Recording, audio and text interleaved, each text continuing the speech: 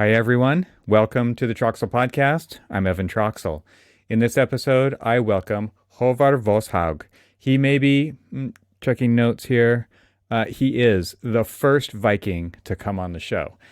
Håvard loves building and implementing better tools for the AEC industry together with fun people and converts that passion as value for their community and clients as a serial entrepreneur, having founded and co-founded Anker, Reope, and Bad Monkeys. After recording this session, Håvard and I had lunch together at Autodesk University, which has now come and gone, but we didn't talk about the subjects you might think. And I know he won't mind me saying this here. It was about our personal lives, relationships, mental health and training, fitness, and other topics in that realm. In other words, we talked about the things that really matter, and it was fantastic, and I really valued our time together. When I originally reached out to Håvard about coming on the show, he asked what we'd be talking about, and I said one word: anger. Before hitting record when we did the podcast, and then again at the table at AU, he reiterated, "You had me at anger." Of course, we talked about it in this episode. Håvard says that having had 2 breakdowns during his time as an entrepreneur, he's developed an interest, due to pure necessity, in dedicating time to mental training and fitness. We talked about strategies and shared interests in the work Andrew Huberman and Sam Harris, among others, are doing in the area of breathing exercises, cool water exposure, meditation, physical exercise, sleep, time away from social media and connected devices, and more.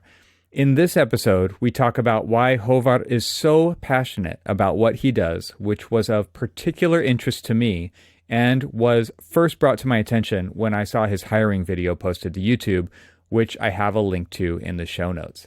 He tells the story of his journey in architecture, first working at Snøhetta, then moving into AEC tech with the Bad Monkeys, Reope, and now Anker. We chat a lot about why it's healthy to be dissatisfied, mad even, at the software we all use. We also cover the topics of change management, BIM and the necessity of consistent quality data, and the problems he and the team are currently solving at Anker regarding the use of BIM in operations and facilities management. Finally, we conclude with a discussion on the future of BIM and the potential for liberating architects and engineers from data management tasks and bad software. This was a fantastic conversation with Håvard, and I came away from it feeling energized and really excited to share it with you. I hope you'll not only find value in it for yourself, but that you'll help add value to the profession by sharing it with your network. Leave a rating and review on Apple Podcasts for the show, and don't forget, you can now leave me feedback at the link in the show notes. So without further ado, I bring you my conversation with Håvard Vasshaug.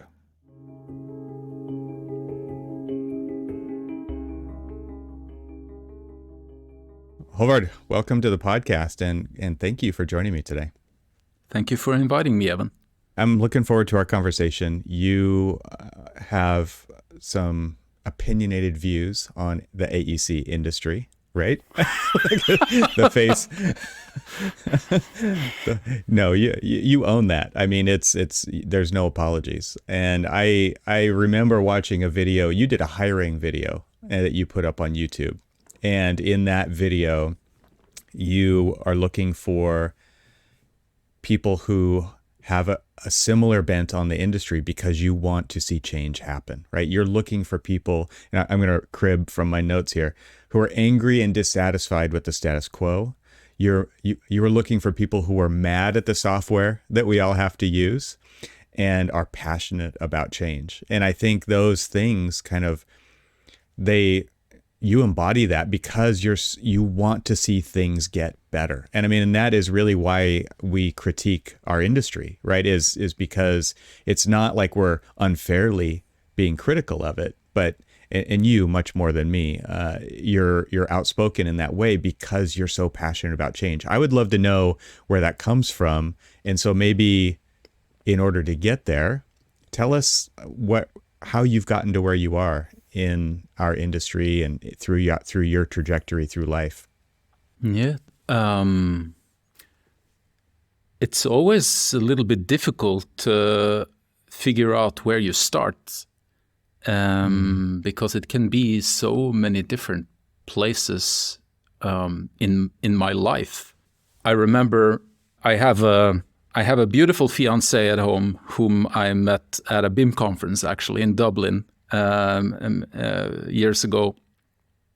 We just gave birth to a beautiful daughter last week, which I already shared with you. Crazy.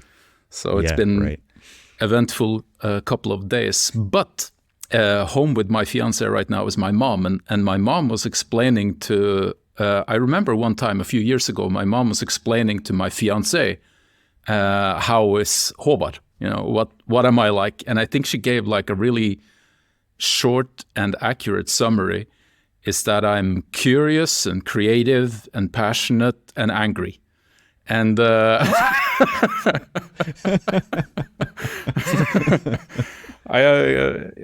don't know. I should probably talk to someone about that. Someone professional. This is a therapy session right here. It often is. Well, do you have an education? Let's talk through it. I don't. Maybe it helps. Maybe I wake up tomorrow morning and feel like a burden off my shoulders. I don't know where that anger comes from. Like, honestly, I can remember it from all the way, like for as long as I can remember, even from my childhood, whether it was a friend who didn't want to do what I did, or there was something I was trying to do that didn't work. Always get pretty mad. It probably has something to do with my mom and dad, and we don't have to go into into that. I think most things have to do with your background and childhood. But like I was always frustrated with. I would get easily frustrated with what I was doing, especially if it was like boring and repetitive and manual. And always curious about what could be better. I'm a little bit surprised that got its manifestation in CAD and BIM and this like 3D design space, because I was never a computer guy. I liked computer games as a kid, but it was all like coincidences that led me into the CAD and BIM world. I guess I liked it because it reminded me of things that I liked as a kid, playing with Legos and using the creativity. But yeah, I would always get annoyed when something was not working and get like when something was clearly suboptimal, really trying hard to, push through and try to figure out a way to do it. And I suppose when we made that recruitment video, what happened, this is a few years ago, and that really is a funny side story, but that really turned everything upside down for us. Because I think it really struck a nerve. And what was happening in that recruitment video is that, of course, I'd written a script before, together with a creative director and a cinematographer. And we were going to have talking points. And the lady, Jordan is her name, she was the creative director of that session. She kept poking me because she couldn't really see the passion. I was reading from a script and like, blah, blah, blah, blah. Yeah. Reading. Yeah. And then I started getting annoyed with her poking me, and I think we did like 10, 11 recordings. And then I just I didn't let the script go completely, but I kind of went off track and poked into that anger. So yeah, I think people liked it a little bit because it felt something real, and it felt real to me when I was talking about it. And I've been trying to use that to do constructive things. I suppose that anger can be destructive, of course. Like, as everyone knows, you can channel that drive to different things, and I try to channel it to good things. And that for me over the years has become trying to improve processes in AEC, I suppose, like digital design processes. The difference between being cynical and like attracting other cynical people and going down, that goes very far. It goes very deep. If it's like a spiral, the downward spiral. And then there's channeling that into passion to make things better and using it as a catalyst, but then leaving it behind and saying, how can we make this better? Those are two very different paths. And so I'm sure you have to be very discerning with the kind of people who raise their hand after seeing a video like that, because you're going to get both kinds of responses. Yeah. You're going to get people who are like, yeah, the world is on fire. There's nothing we can do about it. Let's talk about how bad it is and just keep talking about how bad it is. Versus the people who are like, yep, it's screwed up. We're going to fix it. And so I'm interested from a people perspective, because one thing I noticed with you is that on LinkedIn, you're posting pictures of people, the people that you meet, the people that are on your team, the people that are making a difference. And so clearly you've chosen the path of like, how can we as people who are like purposed make this a better situation, not just for us, not just for Anker and Reope and, the companies that you're participating in, but for the industry. I'm interested from a people perspective, how you're discerning the difference so that you can get the right people, the best people on your team to catalyze a better future. In different ways, I would say. Over the years, we've changed our processes. Every time we do a recruitment campaign and every time there's a chance to hire someone, that process has changed. I think the first time I ever hired someone, it was someone that I knew very well. They were already his name is Jostein, already kind of like a Dynamo person in the global Dynamo community. So it was like a no-brainer to hire him. And then as we matured as companies and organizations, I think our process also matured and changed. So way back then, when we kind of went viral with that first recruitment campaign, that was actually triggered by the fact that Jostein, my first employee, he told me he's leaving. And I kind of freaked out and said, let's do a let's do a campaign and see if anyone is out there. And there were a lot of people out there. I think I was massively overwhelmed with the amount of applications. And I still meet people at conferences who approach me and say, hey, I applied for a job at your company and I didn't get it. And I'm sorry. I was totally overwhelmed then. I think probably close to 200 applications, and we're all like PDFs and emails, and I didn't have any system to handle it. So I suppose over the years, I've learned that it's good to rely on other people in the organization to do the evaluation together with you, because I'm a gut feeling person. Mm-hmm. I'll talk to you maybe 2-3 times and then get a gut feeling. Of course, after like a screening process where you're looking at the background and trying to figure out what kind of work you have and will they be happy doing it. But it's not so easy to do it alone, to figure out alone if you just find someone who is just complaining and who don't want to really contribute to anything, just like maybe socializing with like-minded people. Right. Or if you want to, if you're talking to someone who actually wants to contribute. I think in that one recruitment video that we're talking about now a few times, I mentioned specifically that I was looking for angry people who wanted to channel that anger into something positive. So I kind of hope also that did some filtering. But yeah, I'm very happy that recruitment, or like, I don't know if I love that word so much, but reaching out to people and getting people to join on your campaign is something that I think that we've been able to do quite successfully. Not 100%. I don't think anyone does it 100%.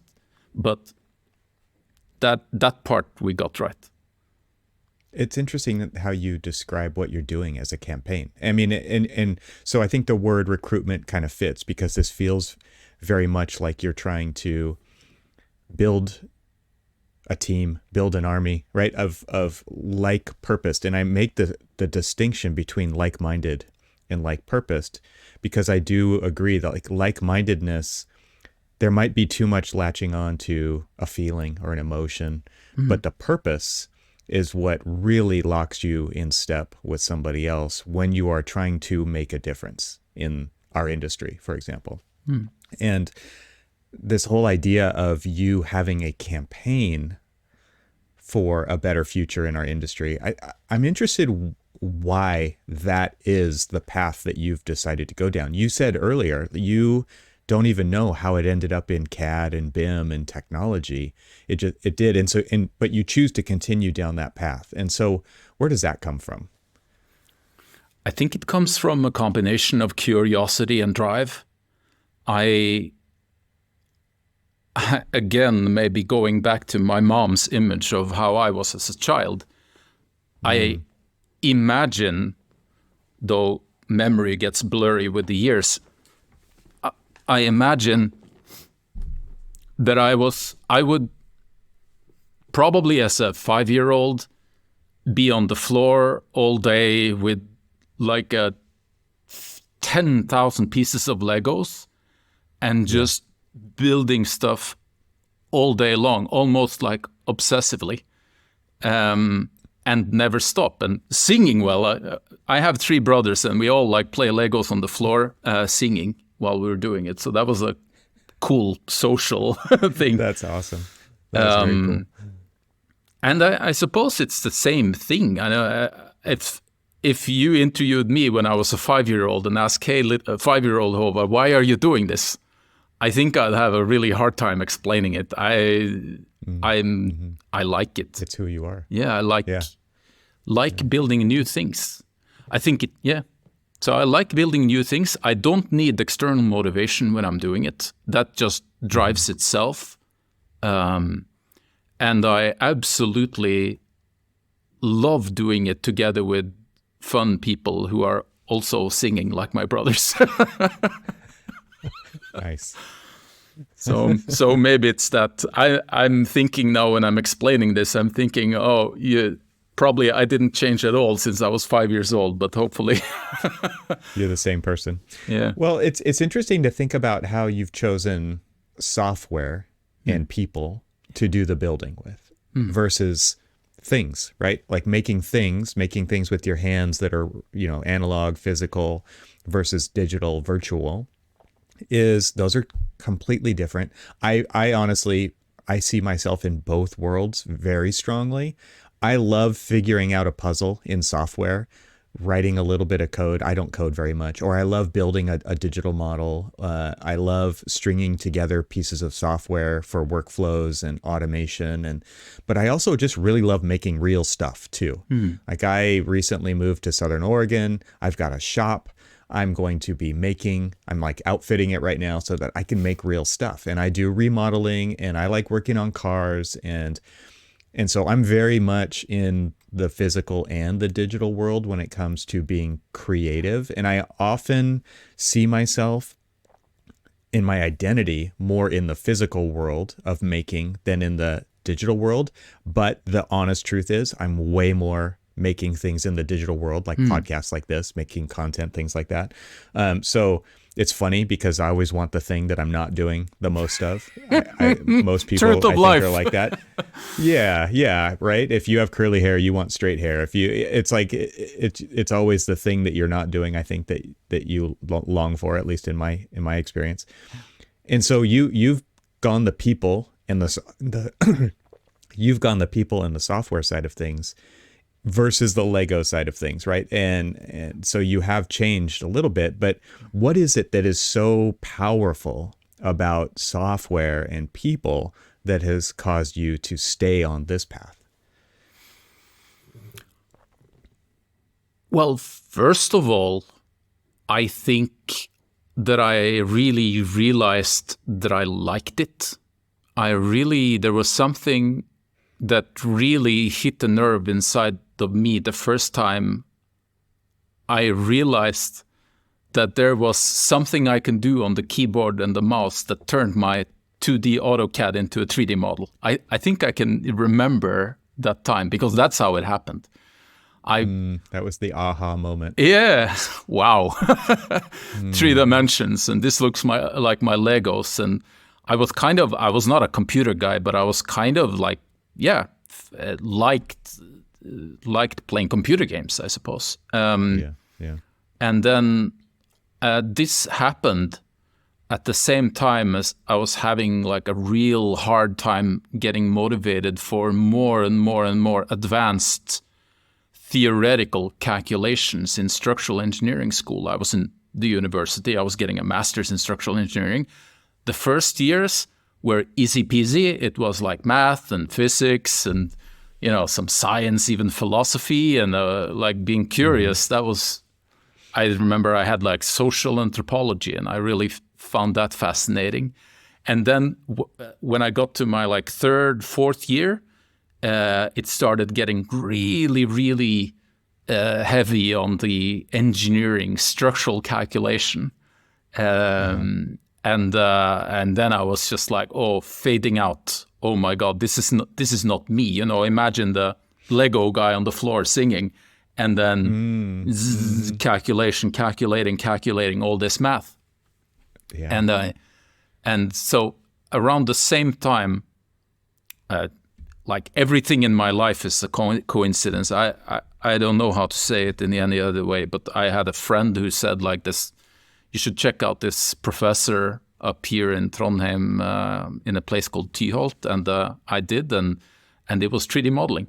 It was the first time I saw 3D modeling. I was already exposed to CAD due to like summer internships, and then when this professor said we were going to 3D model something, and I started poking around in AutoCAD and 3ds Max, there was something there that really struck a nerve. I liked it. I liked it a lot more than structural calculations.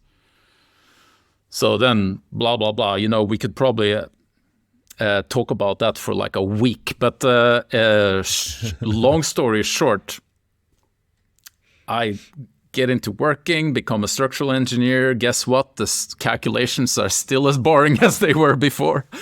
And my ex-girlfriend broke up with me. I had to move. A friend of mine said there's a job available at this like AutoCAD training center. And I took that job and started doing courses in 3D modeling in AutoCAD. So that's how I got into it. But I think I liked computers. I'm kind of like also a person who likes to live in like a fantasy world. I like seeing movies. I like reading books. I like Interstellar, like movies like that. So doing whatever I can do inside a computer also fed that passion, I suppose. The Legos were great, but they had obvious limitations, gravity and stuff like that. And then I dug a bunch of snow caves around my mom's house when I was a kid. Also has limitations, structural limitations and thermal limitations. So that, like being able to live that fantasy world inside of 3D software where you could do anything and made a bunch of things explode in 3ds Max, I kind of like that. So these are the triggers, I suppose, that I can see now. Then I wasn't aware of what was happening, but Sure.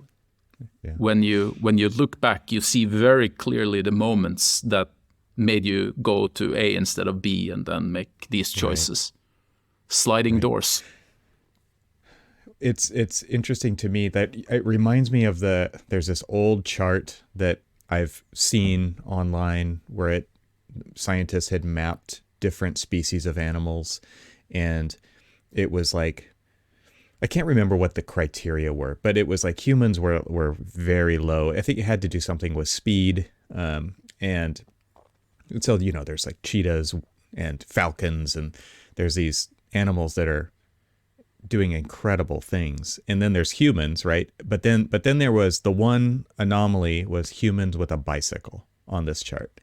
And it was like if a human's on a bike, and obviously it's all analog, they're pushing themselves, but they can achieve, compared to what they can without it, it's no competition. And so Steve Jobs was using this analogy as for the computer, right? And saying it's like a bicycle for the mind, right? It's not like a bicycle for your mobility, it's for your mind. And what you're talking about is this artist palette that can make you anything that you want to be, right? You could blow things up in 3ds Max, right? You apply those modifiers and those plugins, and all of a sudden you're a visual effects artist, maybe at the lowest rung of the ladder, but you're still working your way towards something. Or you're drawing floor plans for architecture, or you're painting, or there's so many different things that you can use this tool for, and it is so easy to manipulate just by changing whatever piece of software you're using. You can actually do all of those things also, right? Yeah. That to me is the hardest part, is picking one thing, right? I want to do all the things. I want to do all of them. And it's really interesting to think about this tool that inspires you to then make a difference in an industry, right? And to use it as a tool to make a difference in an industry. Like one of the things that you said in that hiring video was you want people who are mad at the software that is probably their livelihood, right? And why? I'm going to let you answer this question. Why should someone step back from their day-to-day? I've got to use this tool to get this job done. Why should they step back and actually take a look at the landscape of their life and say, you know what, this is suboptimal and I should not accept this? Why do you want people to step back and look at that? Because I think this is kind of the key that gets us into the next segment of the conversation, which is what you are doing about it and how you're going about that. But why is it that people need to step back and actually evaluate the current situation of the things that they're doing every day, and why they should not accept that? I don't think that everyone will, and I don't expect that everyone is as driven as me about the tools that we are using. Luckily, there are still a lot of architects and engineers who care about architecture and engineering, and maybe less about the design and documentation tools. I mean, I suppose it depends a little bit about who you want to be and what kind of life you want. I think that if you're a person who is curious and who is open to new things, it really makes sense for me to make this one life that I have on the planet to be about something meaningful to me. That I just don't go around life and just do what is put in front of me. Oh, here's your computer, here's your Revit, here's your thing, go to work. And I'm totally fine with people wanting that. Like I have friends who go to work at 9 o'clock in the morning and then go home at 4:30, and then like that. It's just, this is to get money. But if you are not that kind of person, if you're a person who actually, maybe we all have that work thing in our life, you have family, you have friends, you have cats, you have work, and that work is like somewhere on your importance bar. And for me, it's quite high. I care about my work. I care very deeply about what I'm doing. And if you do that, then I think you should not always just take the easy way, but poke into what's more difficult. The easy thing is to continue as always and as normal, and don't say anything, be quiet, do your job, go home. And it's more difficult, of course, to shake things up and to step back and look at the landscape and try to do something about it. Absolutely. Forge a different path. Yeah. And it speaks back to that intrinsic motivation that you talked about earlier, and being able to figure out the path as you go versus just sitting back waiting to be told what to do. Like, those are two very different mindsets. And there's actually a really great book called Mindset. I think it's by Carol Dweck, and it really talks about intrinsic motivation versus external motivation, and how people who do not have intrinsic motivation cannot become intrinsically motivated without themselves trying to make that happen, right? It has to come from within, which is like what do they call that? It's like that's probably not going to happen, right? Because if there's no intrinsic motivation, you can't get motivated to become intrinsically motivated. There are people who only accept external motivation, and I think. Sorry. Go ahead. Yeah.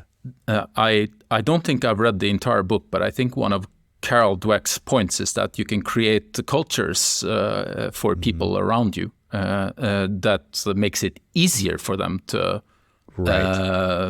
tap into that passion. Right.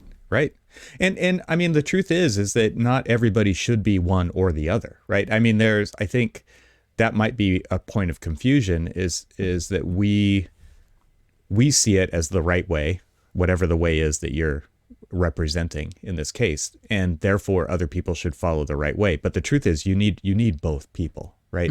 In a business, especially, you need both people. You need the people who show up every day and don't complain and do the thing that needs to be done, and then they leave, whatever leaving time is. But they're so consistent, and they just do it day after day after day.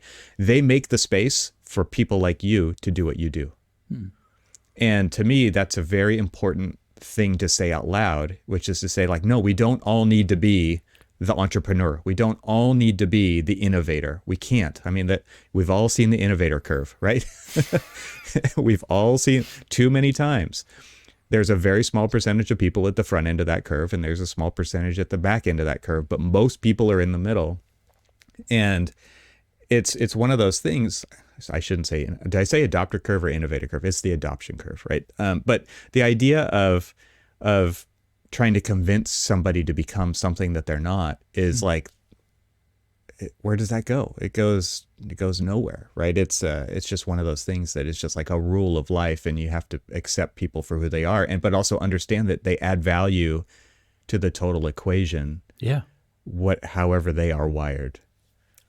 Absolutely, 100%. And if I would never, ever, ever try to force someone to be that person, you should look at what you're doing, and you should innovate or change your tool or whatever.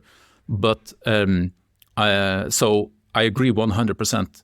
But I think that maybe that's not the problem. I think maybe the problem is the opposite, that there are people sitting around who have that drive inside, who want to do something, but the step or the immediate opportunities around, or the culture around you, or like A, B, C, D, E reasons, they don't act. Or maybe you need the security of your job. There can be like so many different reasons why people are not doing it. So while I completely agree, we can't have like just angry innovators.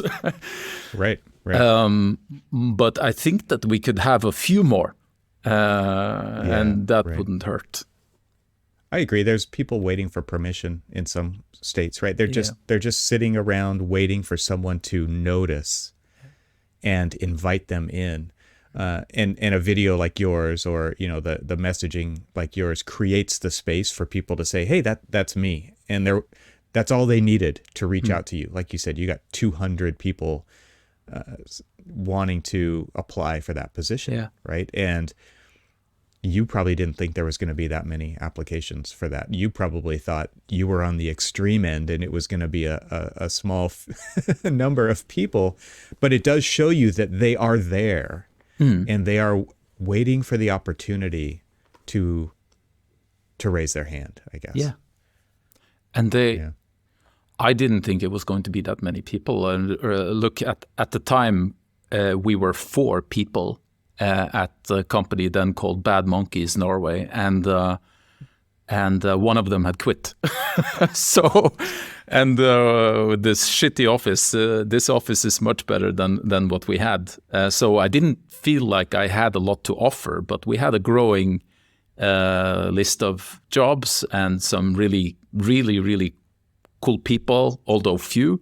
But when you're 3 and you get 200 applications, and I really have to say, the level of passion and skills and knowledge among those applications was mind-blowing. I was completely knocked on the floor. So, so yeah, lucky and good, I suppose. Did anybody respond to your video with another video, or was it all like the standard application type thing with a resume PDF? Did anybody make their own video? Yeah, I remember one. that was a interesting application. Yeah, I won't go into the details, but there was one video that I remember fondly. That's cool. I want you to take us through the timeline of Bad Monkeys and beyond. So maybe you can talk about the last decade. I don't know. You take us back to wherever you feel like that story starts and get us caught up to where you are now. Yeah, I'll try to do it as short as possible.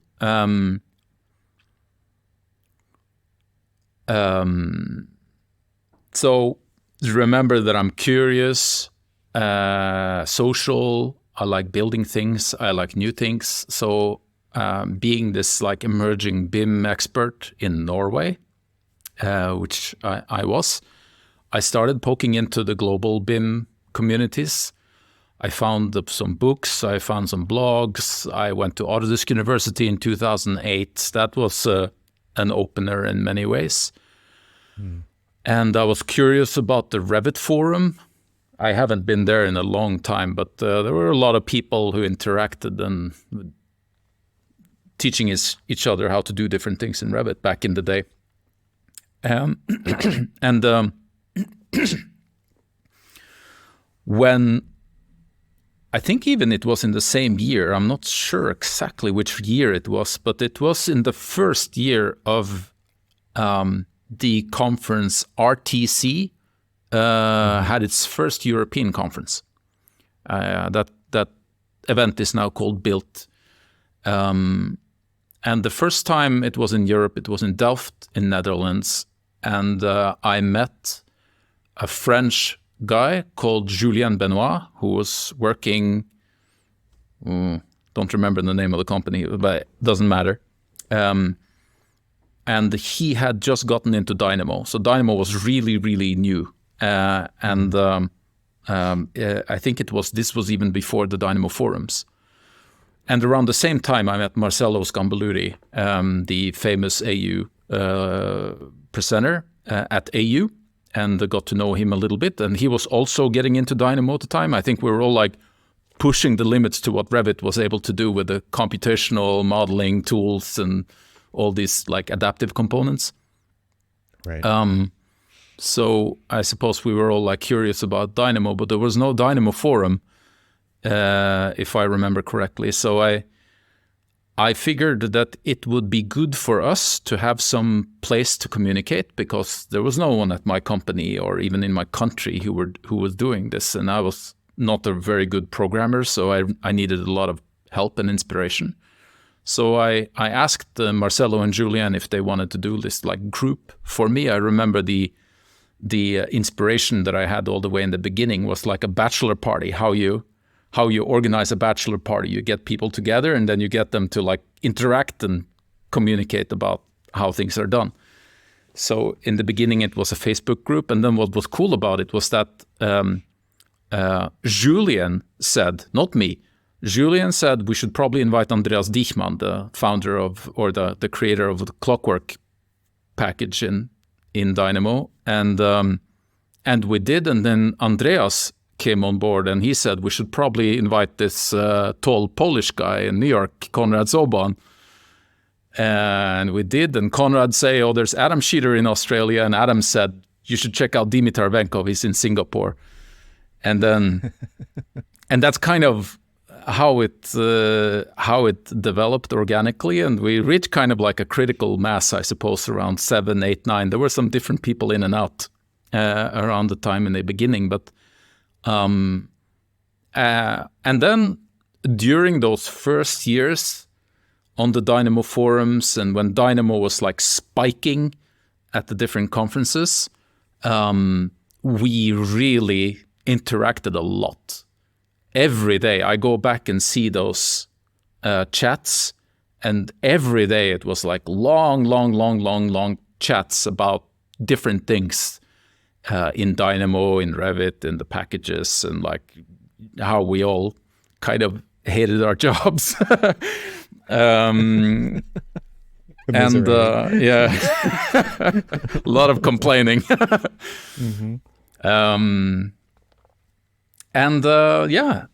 So we got to know each other pretty well, traveling around on different conferences. We started doing presentations and labs together at conferences. I think we did a quadruple lab at Built one time, both me, Julien, Adam, and Marcelo, and it became like a strong group with an identity. And then, of course, it was only a matter of time before some of us started talking about the commercial potential of this thing, the thing that we were doing. So that led to a lot of talks, some blind alleys. I suppose Bad Monkeys never became a company. At some point in time, I think that quite a few of us were thinking it was going to be. But I think this is probably around 2017, 16, 17, 18. I'm not sure, but a few of us were getting a little bit restless. I remember meeting Adam Schieder at one Autodesk University, maybe it was in 17, and he was thinking about leaving his company. I was thinking about leaving my company, and we kind of like were talking about it together. And then I went home from AU, a couple of weeks passed, and I was thinking, oh, I have to do it. So we ended up being several Bad Monkeys companies in different countries, and we were collaborating on some jobs, and we were trying to differentiate geographically. Geographically. So Konrad would handle North America. Me and Dimitar handle Europe. Dimitar moved to Europe. Andreas and Julien were not really into the entrepreneurship, so they still have their jobs. And Adam started what is now Automation in Australia, and we were all kind of four Bad Monkeys companies, sometimes collaborating and sometimes not. And then, as you can imagine, as these companies started growing, it was only a matter of time before we started like doing a little bit of different things. And that was around the time when we were like 3-4 people here at the Bad Monkeys company in Norway, together with Dimitar, who is still and was then in Bulgaria, is when we decided to do rebranding in Norway and create Reope, which was, we were supposed to do it when we did the recruitment campaign. We hired a marketing agency and we told them we need a rebranding process. We're called Bad Monkeys, but there's all these other Bad Monkeys companies and we do our thing and we want like another entity. Yeah, like want the website to say exactly what we're doing and who we are. And then, as I said before, Jostein, my first employee, he quit, and I called the marketing agency and said, hey, hold on, we have to wait with the rebranding and do a recruitment first.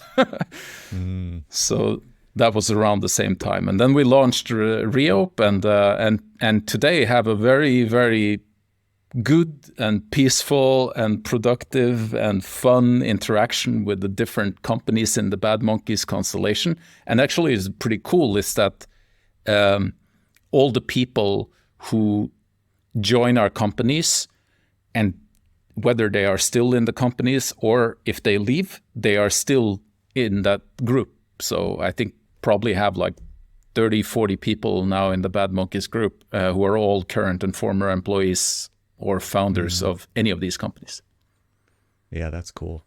And then I'm glad you brought all that up, because it has been confusing from the outside looking in and seeing Bad Monkeys here, Bad Monkeys there. And it was like, and Conrad's been on the show, and Matt, who was with Automation, was on the show as well. And I think it's always just been this, I've never asked the right question to get to the bottom of that. So that was great to hear all that. But now so Reope was launched, branded, and now there's Anker. And so now what's the difference in what's going on there? Yeah. Reope is the original Bad Monkeys company in Norway, which basically became, or probably was from day one, a consultancy firm. My business idea from when I was working at Snøhetta, my last job, was that there was a market potential in supporting small and medium-sized architectural firms and engineering firms with development services. A lot of small firms don't have like a BIM coder department. Right. The big firms, a lot of them do, although there's a lot of complexity around that as well. But a lot of people, a normal architectural firm with like 30 employees, they normally have like one Dynamo guy and maybe a few computational designers with Grasshopper. But they have very little support in their organizations to take their code to the next level and build like scalable applications, maybe a Revit add-in or something like that you can take out to your colleagues together with documentation. So that was my idea, to like offer that service. And I felt that it was always a great idea because the market was there. The wave of programming architects and engineers was real. Tens of thousands of people were getting into visual programming. And a lot of people were having a hard time building, tools that you could use more than once. And I think I said a long time ago on a different podcast that it was like, my idea was that the clients themselves could build a Dynamo script and then send it to us, and we would understand the logic in it immediately because we know Revit, we know Dynamo, we know architecture and engineering, and then we could build a scalable application based on it very quickly. And yeah, in many ways, that's still what we do, still what Reope does. There's also this like funny thing about running a company is that I don't think we were ever extremely strict on what we do and what we don't do.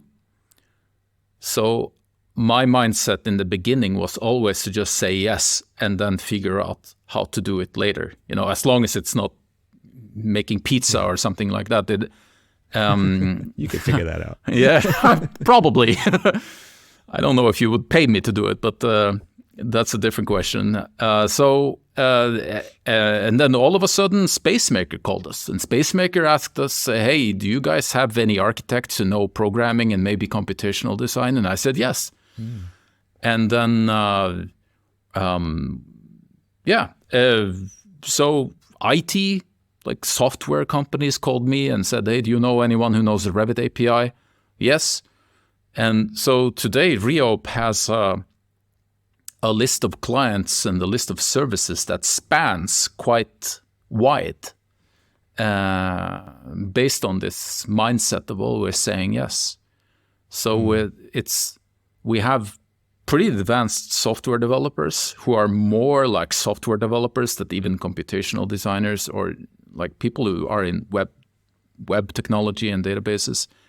And then we have more like BIM managers in the company who manage processes and people, and then also people in between. So there's like a pretty nice scale of different people at Reope today that is like doing different things and have different strengths and weaknesses. Yeah. And then Can I just jump in here before you continue on? And I'm just wondering, with the problems that you're solving at Reope, are those the things that, looping back to your hiring video, that people should be mad at? Like, you're solving the problems of things that are making people's lives difficult throughout the process? Yeah. But today, not just that. Because of this mindset of always saying yes. So sometimes we're doing things that is good for business, but maybe it's not making a lot of people pissed. And sometimes we just help out some software company solving their problem. So, but at the core, I suppose it's a willingness or a drive to solve problems together with other people who share that same passion. I would say that's an important, important attribute of Reope. And I think that there's lots and lots and lots of market potential in native architects and engineers with experience in the industry who know how to build a tool and who knows about automation, who understands BIM, to help out with specific solutions in different contexts. But eventually, and you might say in retrospect that it was only a matter of time before we realized that, but that is exactly what happened. Is that like 2 years ago, we had been solving the same problem over and over again. Not all of them. Like the work that we did with SpaceMaker was different. The work we did in some architectural firms in computational design was different. But sometimes it feels like almost half of all the jobs that we were hired to do as consultants were we didn't know it at the time, but we're like poking into this problem that I now know that Anker is solving. So that was the birth of Anker.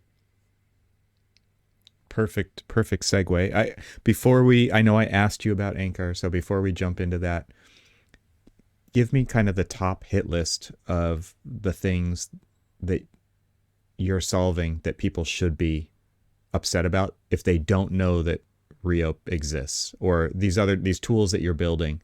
Because I think a lot of times, again, to get back to this, you're asking people to step back and evaluate, and it's hard to do that when you're in it, right? When you're deep in it all the time, and you just accept it. This is the way that it is, and I've just got to push through, and same problem, different project. This is the way that I know how to do it. I'm going to keep doing it this way, because they don't know what they don't know. So what are the things that, if you were just to kind of list off the top 3 or the top 5 things that people should be mad about, but maybe they don't realize that they should be mad about it because they just accepted it.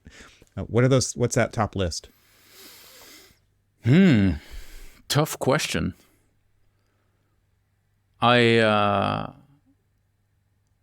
always love how one of our very, very first clients ever came to us, and this was still when I was working at Snøhetta, one of the biggest construction projects in Norway, approached me at the time. They heard that I was freelancing, and then around the same time I was thinking of starting my own company. So they actually became our by far biggest client over some time, and this was the new government quarters project in Norway. And they, on that project, the BIM director, whose name is Morten Ræder, he came from another big project, and he was really not happy with how Revit managed content across files. So he came to me with a direct approach and said, I'm not happy with how Revit manages content across files. Do you want to look into building a solution as part of the design team on that project?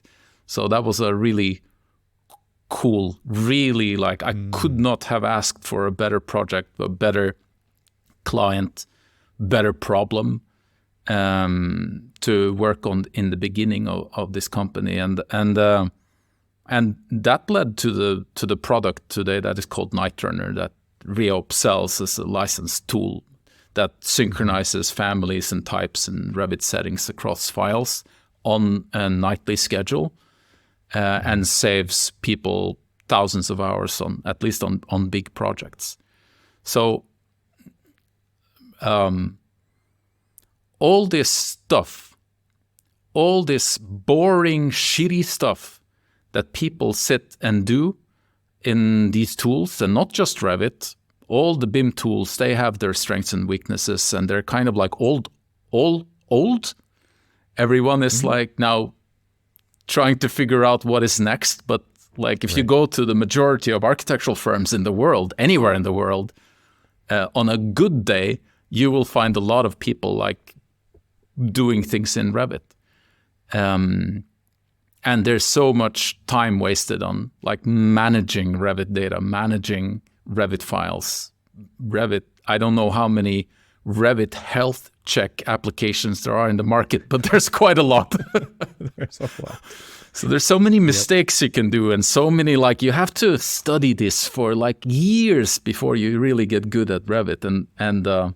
And I suppose like that, at least in the beginning, that was really what we were trying to help our clients be, and being so like kind of like being a team of experts who knew different things, but all had the feet in AEC, who you could talk to about these problems. So that's a lot of what we are doing every day. We have like a set of clients that we work with on a continuous basis, and we develop a trusting relationship with these clients, and then discuss all these things that are not really ideal. Every project is different, of course, in AEC, and every team is different, and every nation is different. So it's always a new problem to solve. It's interesting to me in an industry, especially on the architecture and the on the design team side, not necessarily the construction side, but the design team side, everything is based on hours, right? We sell time for money. Yeah. And yet there's this kind of deliberate workflow that it's not improving. It's like, I guess what I mean by deliberate is like, it's this entrenched workflow, because you do have the people in a firm, in a larger firm, who are creating the dynamo graphs and the grasshopper graphs, and they're saving time. But you mentioned it earlier. They have a hard time implementing that at scale, bringing it to the rest of the team. There's also the kind of this attitude with a lot of the team. It's like, stop showing me new stuff. I can't be distracted with a new way of working because I have so much work to do. And yet, like, the conversation is, yeah, but you're wasting your time doing this stuff, and you sell time for money. Wouldn't you like to get some of your time back so that you can do other things? And it's a really tough battle to I guess communicate that in a coherent way that people really understand that there are better ways to do things. Software can help you achieve that, when they're also trying to balance just like, I got to get this project out the door, right? I have to, and the way that I'm going to do that is the way that I've always done it, because that's what I know. And this other distraction, I don't know about that. And so therefore there's some fear. And, this is this internal battle that we're all seeing all over the place. And you're saying, like, the goal is to create applications that can save people thousands of hours. And if an executive hears that, they're like, give it to me, right? I will pay, I'll do it. But then getting it adopted and implemented in a in a firm, on a project is so hard, right? Yeah. And that's where BIM managers and directors in digital practice are having such a hard time pushing those boulders uphill, because people don't really want to change. Like they're just not wired to constantly be searching for the better way to do it. They're wired to get the project done. And I know you see this all the time. I just wanted to kind of emphasize that for a moment, because this battle, it like from the outside, it looks it's so simple. Let's just solve it. And it from the inside, it's like unsolvable. And so you have these polar opposite situations happening at the same time. Like people will come from industries, manufacturing industries, and they want to apply what they've learned to architecture. And then they get to architecture and they're like, I had no idea it would be this hard, right? I had no idea you guys would be so difficult to change. But it's because it's so multi-layered. It is so deep. The onion skins are like, there's just so many layers to that. I mean, it goes to contracts, insurance, licensure, permitting agencies. Like it's all of these things stacked on top of each other that you actually have to change at the same time to start seeing a difference. Yeah. It's both extremely frustrating and also fascinating, because it's hard. It's really hard. Yeah. And easy problems are boring. Hard problems are fun. I hear what you're saying. Completely agree. Fun side comment, or just I just realized now when you were saying that, was that I called my so I'm not the CEO of any of my companies. They're not my companies. We have also partners, but in the companies that I'm involved with, I'm not the CEO of any of them. So we have a CEO at Reope, we have a CEO at Anker, and then there's a chairman who oversees the financial well-being of these companies. And neither of these three people are me. So I called my chairman and I said, because I wake up in the morning sometimes and I have an idea, and usually those ideas are bad, so I run them by my chairman. And I told him, his name is Jon, and I said, hey Jon, you know what I want to do? I want to start an architectural firm. I'm not an architect, but I really love architects and I love architecture, and I want to start an architecture firm, and I want to do it in the same way that we sell our services at Reope, like on a subscription model, which has been great. It's a great way to work.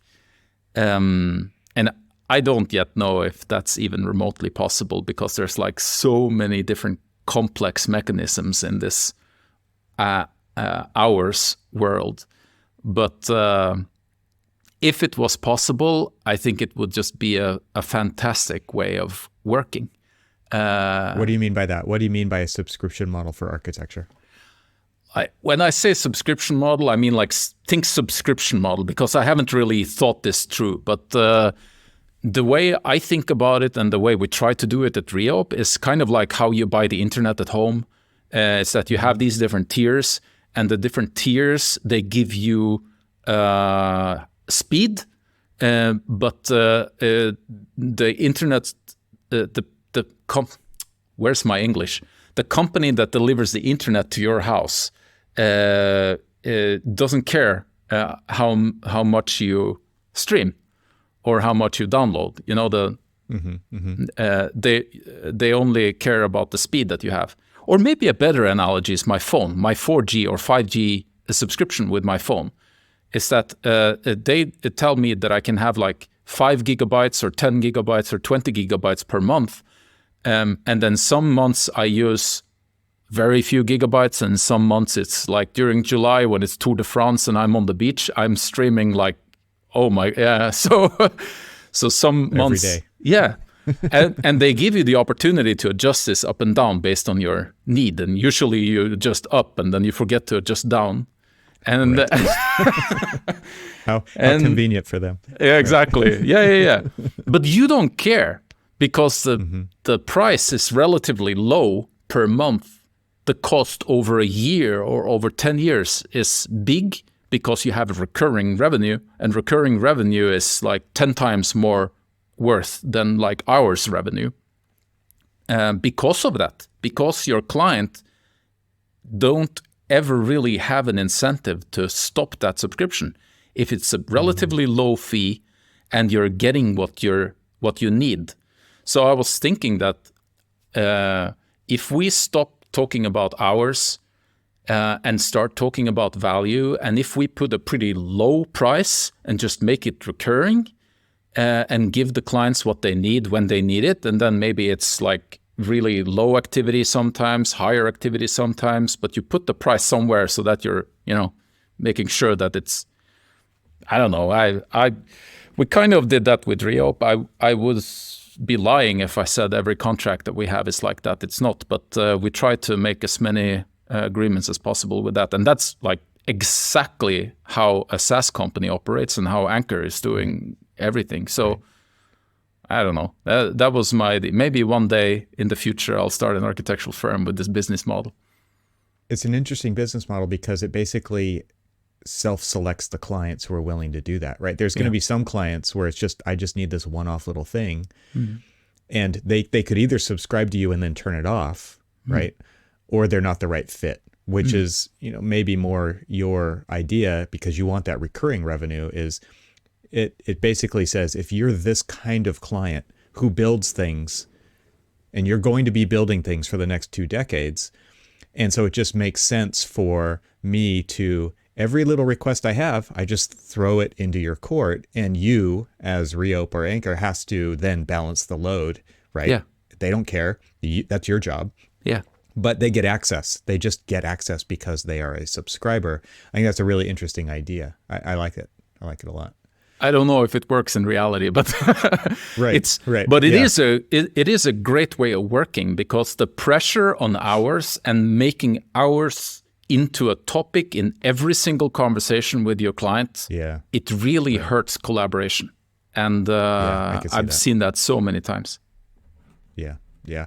And the interesting thing about architecture from that point of view is that it basically incentivizes everybody to do the least that they can do, right? And so in America with design, bid, build especially, and I don't know if it's like this where you are or not, but it's like, first of all, we're competing on RFP for the job, and it's the lowest fee is going to win. And then it's a public project, so it needs to go out to bid to multiple bidders. Then you pick the lowest bidder, right? And it's like everything is based on the cheapest. And so we're incentivized on the design team to spend as little time as possible on the design, which of course is going to make mistakes, leave things not finished, all of the things that come along with spending less time on a project. And then you get the low bidder who's looking for problems, which of course there are problems because we've set it up that way, right? And so it's kind of crazy to think that like this is a sustainable practice. And what we've all seen happen is the race to the bottom, right? There's always somebody who can do it for less. Yeah. And it doesn't mean they're going to do it well. It just means they're going to do it for less, right? Yeah. And it usually means they're not going to do it well, and it leads to more problems. Yeah. So I think this idea of removing hours from the conversation, because I think you're right, it does time and time again. It's like, no, we can't do that because you're not paying for it. No, we can't do that because we don't have time. That's a scope increase. That means we need to renegotiate the fee, or we need to do ad services. All of those things are negatives to a client because what do they want? They want the finished product. That's what they want, right?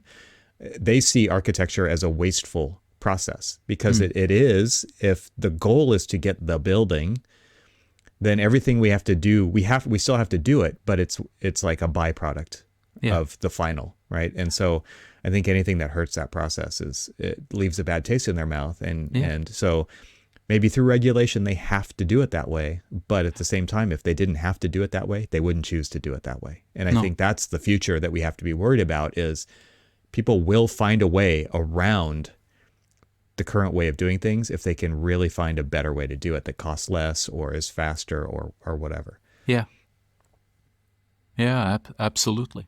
I'm very curious how this landscape is going to look in 5-10 years. Yeah, it won't look like what it looks like now, right? So someone will do something. Yeah. Well, we've buried the lead. What is Anker? Tell us all about Anker and what you're doing there. Anker is the culmination of 50% of the jobs we did at Reope. We'd be hired in different projects, and just like I said before, we always said yes. So I was a computational BIM expert. I were doing double curved facades in Paris and Beirut with Snøhetta, and then I started my company and I became this data person. And I was never a data guy, like 3D and so on. But like so many people called us to get our help in building, whether it was a Dynamo script or a Revit add-in or a web application or like some solution to this problem that appeared in the industry without me knowing it. I had no idea what was going on, but we kind of just got it on the desk all day long from a lot of companies across Europe specifically, or mostly Europe. So that was a maybe it's a strange story of a founder or a product, but I always say that Anker was made by the market. It was not my brainchild or some genius idea. I woke up in the morning. When I wake up in the morning, I want to start architectural firms. so You're a masochist, man.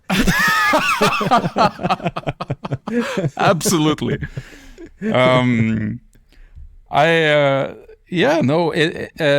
So many companies and projects called us desperate for help with this like data quality problem that appeared in the industry, and I learned about it through all those projects that we got. So yeah, Anker was made by the market, and the market really started needing really high quality BIM, really like pervertedly high quality BIM. It's what it says on the tin that hardly anybody delivers, right? It's like, because again, the process is so hard that we're incentivized to do shortcuts all the time, right? Yeah. Whatever can be done to shortcut this process, we will do it because it saves us. We have to hit the deadline. I won't say it saves us time, because it actually costs us time in the future, right? When we do those shortcuts. But they want the thing that they were promised, which was, I want to be able to proactively make decisions based on good data for that process, and it's so hard to do that when the shortcuts work their way into the system that break that process from actually delivering on that promise. So what we realized, I suppose, during this whole process of people needing data quality in and around the BIM was that what was going on in the contractor space and in the building owner space is that where this came from was, and this, when I say this, it's the phenomenon of kind of like digital twin aspirations based on BIM. I was in a meeting once with a bunch of building owners and directors, all like senior people to me, and a bunch of engineers. And I remember one of the engineers were like asking in disbelief, "Are you expecting us to build a digital twin with Revit?" And right. And that was like maybe how you would say in Norway, like put on the edge. But it's what's coming. And a lot of architectural firms are not ready for this, and a lot of engineering firms are trying to get ready for it. A lot of contractor firms in Europe are starting to build processes for construction sites that uses data instead of graphics. And that, in many places, is called digital construction. And in Norway and Scandinavia and the Nordic countries and across Europe, that's like different things. When I go to the US and I talk about digital construction, they have maybe it means something else. Right. But most of the contractors that suffer from this problem that Anker is solving use some sort of BIM-fueled data-driven process where they stream BIM into different tablets or 3D viewers or databases or whatever. They want to use the data in the BIM downstream in their processes, and they can't because you basically need so much additional data connected with this BIM. And again, like the architects are already short on hours, and you're asking them to add a bunch. You need the LOD property, you need the control zone property, you need the classification system, you need all this additional data on every single element in your BIM. Right. So yeah, and it's the same with the building owners. Although that like digital twin dream for the building owners seem to be a little bit less mature than digital construction, but it's the same. It's the same thing. I'm talking about this at Autodesk University next week. So the need for data has triggered the need among contractors and owners to have BIM for whatever they are going to do with it, has triggered a request for a lot of additional information that people in the design firms are having a real hard time delivering. Like massively hard time. Because is that because it's assumed that you will still do the project on the same schedule with the same resources as before, but now we're just asking for more stuff, right? And so there's never this kind of conversation around we have to rethink the process, we have to reset expectations. That's not happening, and I don't understand why that's not happening. No, I don't either. I don't understand it, but it creeps into the contracts that the architects and engineers are signing. And then they're surprised? They're surprised by it? Yeah, usually at the end of the project, someone asks, what about the digital twin? And you're like, what do you mean digital twin? Oh, no, that thing in the last page of the contract that you signed. The thing you signed. Right. Yeah. And it becomes, so this becomes like a massive headache. A lot of the owners, a lot of the clients have started understanding that in order to avoid this happening, they start asking for that information already from day one. And that again reinforces the headache because a lot of architectural firms, I suppose, see what they are signing and okay, you're going to have a digital twin at the end of the project, but it will be at the end of the project. We'll do our Revit how we always did. Yeah. And then on the final day, we add all the properties. We'll figure that out later. I mean, it was like you said, I always say yes, right? And without maybe even understanding what you were signing yourself up for, right? Yeah. But that is exactly what happens all the time. I'm curious though, from the owner side, do you see them actually using this, or are they just proactively kind of setting themselves up for something in the future? Do you really see them like needing this information and then using it to make decisions in operations and in facilities maintenance and things like that? Or are they just kind of, is this an insurance policy for something maybe in the future? From what I'm seeing, it looks more like an insurance policy for the future than an actual usage. And this is problematic because, of course, all our friends, the architects and engineers, know this. So they are really having a hard time. Why am I doing this? This hurts our timeline. I don't like it, and nobody's going to use it. And if no one's going to use it, yeah. But they are going to use it. They just don't know yet for what. And then you can ask, but how do you know what data to ask for if you don't know what you're going to use it for? And they will say, but it's better to have something than nothing. And they are also preparing. I mean, let me give you an example. In Norway, we build hospitals every 50 years. I was in one the whole last week with my baby, and we really need new hospitals in Norway because the one I was in, even today, is 50 years old. So we build hospitals every 50 years. So this means right now, there are 17 hospital projects happening in Norway. And if you work as an architect for one of these projects, you have like a massive massive information requirement document that you have to deliver on a weekly basis. And the reason why they are doing it, it's not like, maybe imagine that you have like every single element in Revit needs to have 100 parameters, text parameters and booleans and numbers, in addition to all the normal width, height, length, material, and geometry. So on. Yeah, right. Mm-hmm. But they are saying, we don't know exactly what we are going to use all this data for in the future, but we know 100% sure that they all need to be the same. If Hospital A and Hospital B and Hospital C have different architects, they are going to be different BIM. That's just how it is. Yep. And the hospital construction agency, they really need Hospital A, B, and C to be the same. So they can compare it. Yeah. So is that a national initiative? Is that a regulation put in place like COBE or ISO? Right. Okay. Exactly like COBE and ISO.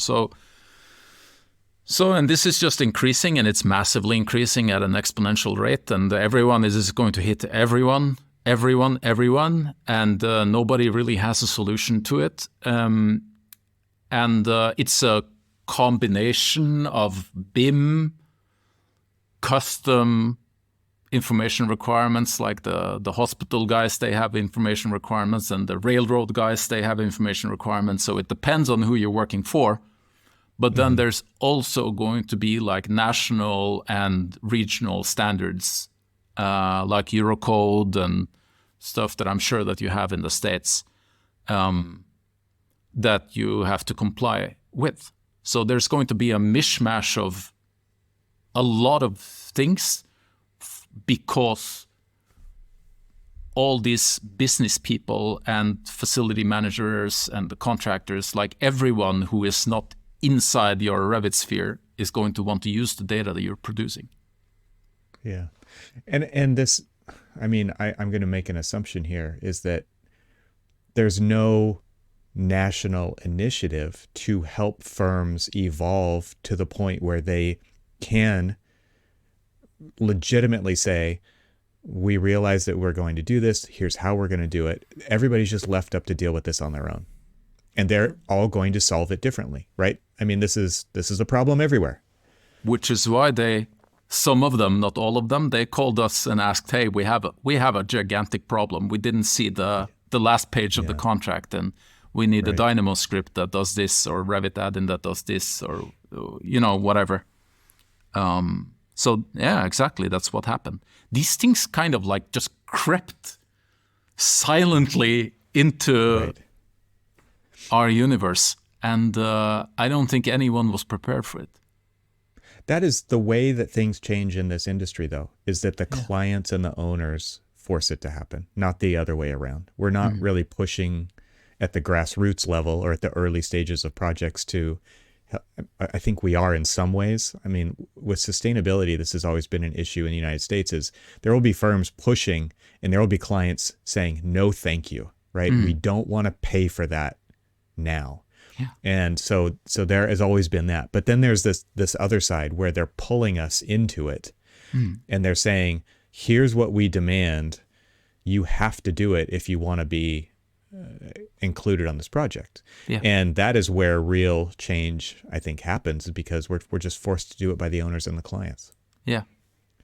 I mean, this is enforce is the right word, because if you don't want to do it, it's like you say, you don't get to work on this project. This is not a negotiable term in the contract. So because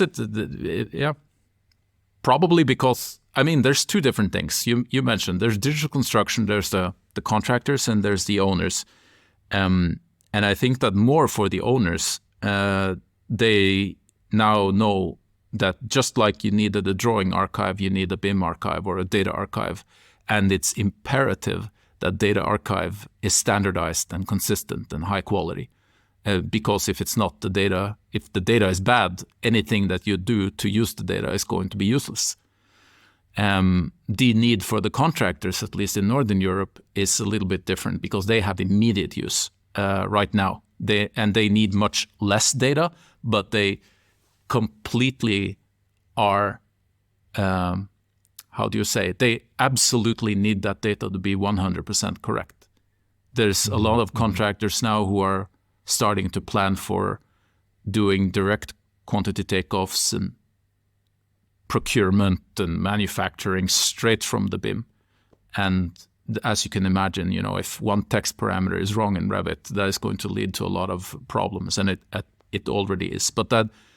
So these two clients that we have kind of have a little bit of a different dynamic there, but they both need the same thing, and that is driving this change. Mm-hmm.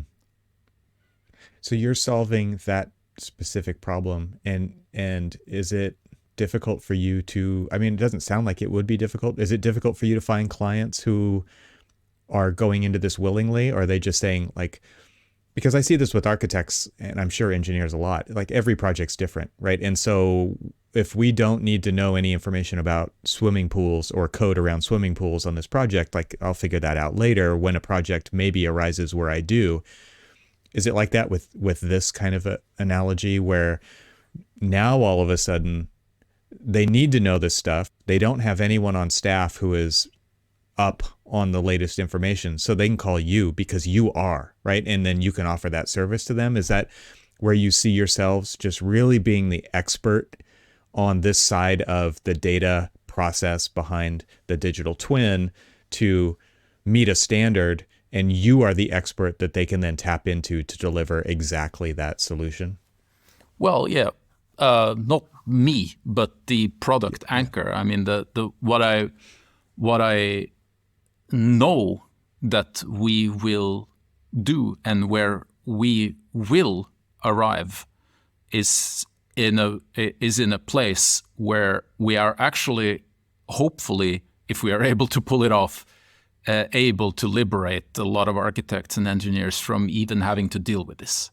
So nice. The future, and this is like, yeah, I'm spoiling the end slide at my Autodesk University presentation next week. This will come out after that. Yeah. Okay, that's good. Yeah. Yeah, no, but I talk about a future where you connect your BIM or CAD or whatever to a solution, and then you connect your standards, the ISO standard, and then your client's information requirements, and then based on the history that you have done in previous projects and these different data sources, we could quite easily just generate that data for you. And whether it's like, call it AI, or certainly it will be like some sort of language model that understands the requirements and the standards. But like you have BIM is data, you have all these documents, whether you're tapping into a database of information requirements, or it's a PDF or an Excel spreadsheet, or even like one of our clients have it in PowerPoint. So there's like, yeah, all these rules, and my beautiful dream with Anker is where you have this dynamic database where the requirements are changing during the process of the project. Our first client had 305 revisions of the information requirement document. And how do you deal with that when you can't even change the name of a shared parameter in Revit? So, so like you want to have like this dynamic database where all this data is living. And when I say living, it is living. It's changing constantly depending it's active, on... right? Yeah, it's active. Mm-hmm. And then if we're able to do that, then whatever BIM tool you're using, even you could imagine just doing blobs in Rhino or SketchUp, and then we could see what it is. Oh, this is probably a window, this is probably a door, this is probably a this is probably a that.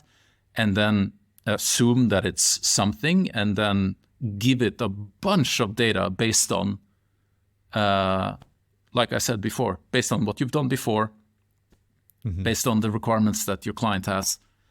And then you can, I don't know if, it's at least it's a dream. Probably there will always have to be some human input, but And the cool thing about this is that it's very doable. Actually, I could probably share with you. I have a screenshot from a Slack message that I received 4 days ago from our engineering team. Is that this week, now when I'm talking with you, this week is the week we start implementing the AI in Anchor, and then so it seems to be really doable, because what you do in Anchor today is you connect your BIM to Anchor. Anchor is a database, lives on the web. It has a web front end, and there's like a user interface, and where it's super boring. It's all just numbers and text. It has a really nice interaction with Revit, where it only syncs the changes, and you can do whatever you want in Revit and model whatever you want in Revit. And every time you sync, we take the little bit that changed and push it into the database and make sure it's always live in a work shared environment. And then we combine that with the information requirements of the clients. So you import, say you work for the hospital construction agency, and you have like 250 parameters or properties that you need to define on walls and ducts and rebar and so on. And then what people today do in Anchor is you import the BIM, you import information requirements, and then you start doing things, right? New table, new this, new that. You define the rules yourself. Human beings. Some of them used to be BIM managers, some of them used to be architects, but they're like maybe semi-data scientists in Anchor today. And if we're able to pull off this work with the just basically generating the content in Anchor, we will have that future that I talked about before. So you're talking about the user kind of being the switchboard operator that's like wiring up those things in Anchor. But you're saying now, maybe with AI, you can actually have it do the analysis. Exactly. And I'm sure you're still going to want some oversight from a human, right? Like it's just like any AI system now. It's like, don't completely take it at its word. Like still check the work, right? Yeah. But it's just going to get better and better and better over time. Yeah. And I can imagine, you used the word earlier, liberating. Yeah. I can only imagine how freeing and liberating that would feel for somebody to be completely overwhelmed with these requirements, to say, look, we have a solution that's going to make it easy. And who's not going to want that, right? That's going to be one of those things where it's just like, oh, thank God that somebody's figured this out, because I waited long enough to not have to learn it on my own, right? Yeah. I waited long enough. Good call. I waited too long, but now I can. There is a solution out there to liberate me from having to do that. Yeah. And it just, all the stars aligned for me. All the stars aligned for me.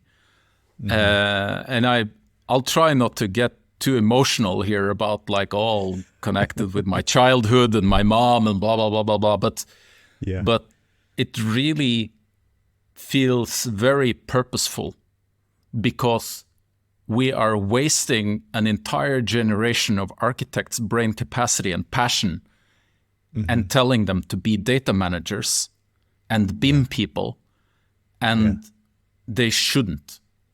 Yeah, it's mundane. Yeah, for sure.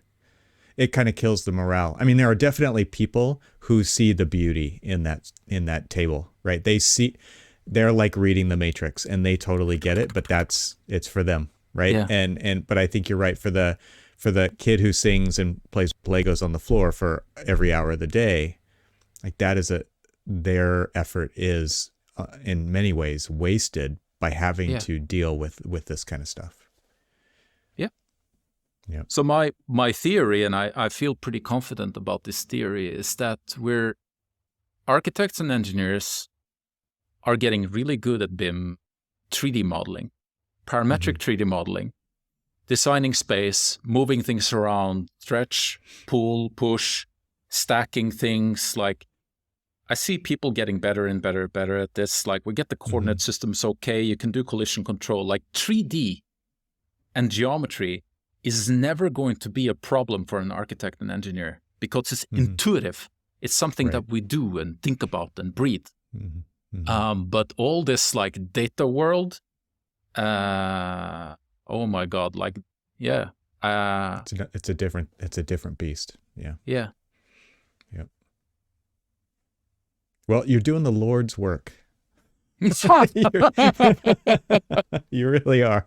I mean, you think about the attitude that people have around this stuff, and it's like, thank goodness somebody cares enough about this, and you're getting tons of value out of it by solving this problem, right? Like you said, it feels very purposeful, and the stars have aligned. That to me really shows that like it takes all kinds of people in the AEC industry. It really takes all kinds of people who do all kinds of very different things, much to like the education side, like that doesn't really tell that story. It's like, there's 3 different roles, right? No, there's 500 different roles in AEC, and people can specialize, or they can generalize, or they can pick a topic or a category and create this really uncommon trajectory to solve problems in this industry, because the industry is so varied in the problem set that I think there's opportunity for everybody. And so I do see a lot of hope there, because there are so many possibilities for people to find a way into this industry and to find purpose in this industry. And it doesn't have to just be the traditional 3 possible paths kind of a thing. So it's really incredible. And I think telling stories like this, like the one that you've told today, illuminate that for so many people, just to say like, okay, I'm not the weird person who thinks. I feel like a lot of people are going to feel heard or feel seen by just hearing this conversation, to say, man, I can do so much. And this all goes back to your video, right? Trying to put out the call, right? You put out the bat signal to say, like, here's what we're looking for. And there are so many people who, before seeing that light go on, just feel isolated, right? And I feel like you have one version of that story. There's still 500 other versions of the story even, but it's just a great example to share with everyone. So I really appreciate you taking the time to have this conversation with me today, and that we can share it with everybody. It's been absolutely fantastic. Thank you so much for inviting me to come. And I have to say that once my daughter was born, on the night until Tuesday last week, we normally have like a 2-week birth holiday in Norway, and I canceled all my meetings except yours. Wow. So, and I'm very happy that we stuck to this appointment, because I really enjoyed the conversation. Well, I hope your daughter appreciates this in the future, because you contributed a lot to the industry today. I appreciate it. Maybe. Maybe she'll see it. The internet doesn't forget, so it'll still be out there. Yeah. Hello. Well, Håvard, this has been an amazing conversation, and I want you to just quickly share places where people can find you online. I'll include links to everything in the show notes for this episode, but where can people find out more about what you're doing? I think a few years ago, I was like on all the social media, and now I'm focusing mostly on LinkedIn. So if you search me up, there are not too many Vasshaugs in this world. There are my last name is kind of rare, so if you just get the spelling of that right, I think you find me. But if you want to get in touch with me, then LinkedIn is a good place to start, I think. Great. Well, like I said, this episode won't be out before AU, but I will see you at AU, and I'm looking forward to meeting you in person. That'll be fun. Great. Well, thanks again. I appreciate it, and until next time. Thank you.